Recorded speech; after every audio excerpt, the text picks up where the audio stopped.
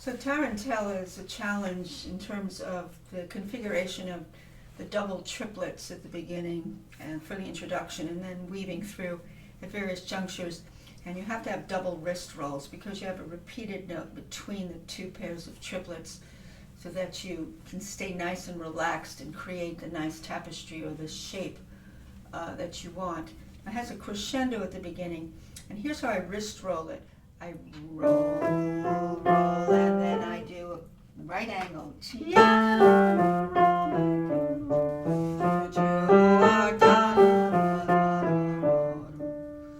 I go quicker, I want to keep it nice and even, but I want to get that slope to the SF. It's like a little scale, of course, going to the 5th degree of D minor. It's in D minor.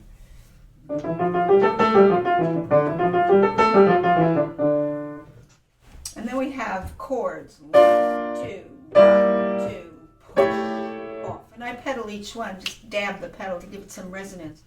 Now we come down with the double triplet in the right hand. And the left hand is just doing chords, and they're dotted quarters, so there are 2 per measure. I try to lighten the second beat. So I'm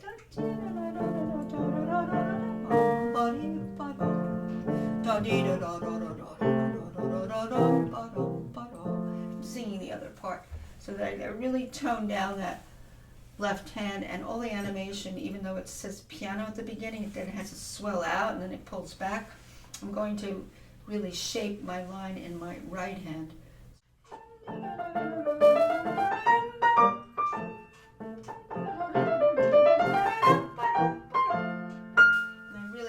That left hand way down because the crescendos come from the right hand, not the left. So you always keep that undulating wrist through this. It really works. Okay, now this next section is a B section, and it's very lightly played. The left hand stays light. Now you have little rests. Now with these rests, I do wrist rolls. You can see wrist forwards is really what I mean. Forward, and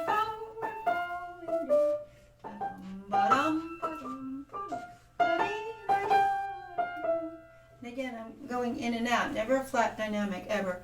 Even if it said P, and it said P all the way across, you would never stay just P. In this case, in this music, it does have little swells in and out, which is exactly what one should do with this.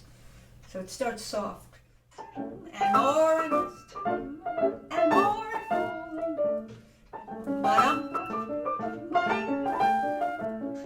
Now the left hand then comes in with broken chords, so they have to be very even. Doing them in both hands. You can see I'm rolling my wrists. I'm rolling my wrists. So that's what you have to do to get that beautiful sound dimension, the shapes between the hands to get it nice. And keep that left hand down again.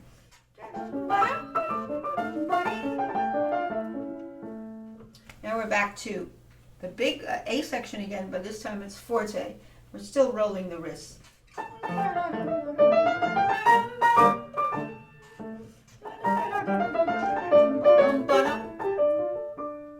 That fades away again, goes in and out, you can see. And again, the variation was, both hands now have the triplets. And again, I'm doing most of my in and out in the right hand. The left hand is just that's it. So you learn about arm weight transfer in 2 hands. One hand may be deeper, one hand may be lighter, and that's what you learn a lot in this piece, I think. Now suddenly we have a march-like section, which now the triplets are dropped off, and we just have still 6/8, but the way it's configured, it sounds like 2/4 because of the way it's doing all quarter notes with spike marks, and it's doing a little scale in D major. We just ended in D minor. Suddenly, starting soft in D major with spike marks. Answer soft. Now we have this variation. See how I do it? It's like this. Ta-da, ta-da, ta-da, ta-da, ta-da, ta-da. And I have my hand shaped with my 3 and my thumb together like that to do it. So I'm just throwing my wrists in very fast motion, tremulous motion, da-da, da-da, da-da, da-da, because these are grace notes.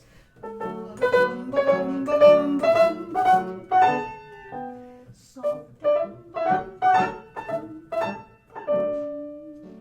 this is an answer.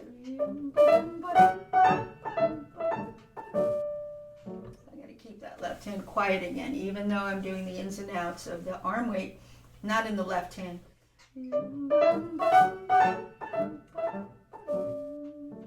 we go back to the whole thing again. It's repeated. Okay, so we'll do this part again, and then we go to the second ending. So we're going to come back to.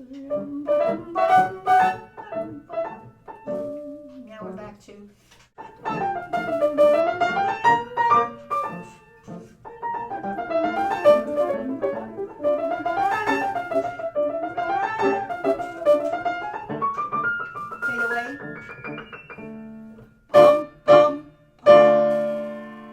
Especially wrist rolls all the way to the end, because now he piles up in the coda, which is the final ending. He's piling up lots of triplets. They're relentless. The whole thing is based on the rolling wrist, except for places where you have, what looked like the march-like section where the triplets dropped off. You still have to shape those too, so they don't sound clunky up and down, but they're going somewhere. There.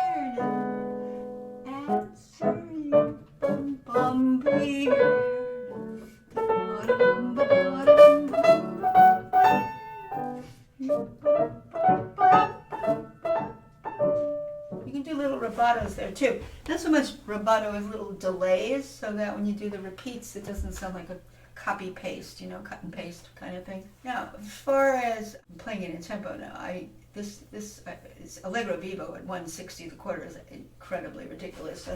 I was checking it and I went, oh my God, who would ever play it like that? But let's just see if we actually, there's some YouTubers that actually go by these metronome markings.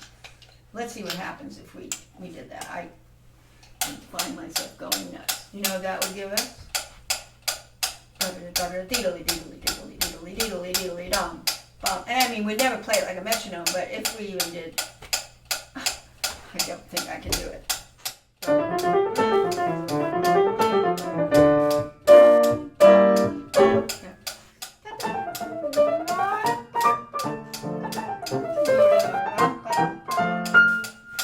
You would never play it metronomically anyway. Nothing should be played metronomically. But you could see that the very beginning would be, for me, impossible to do that speed.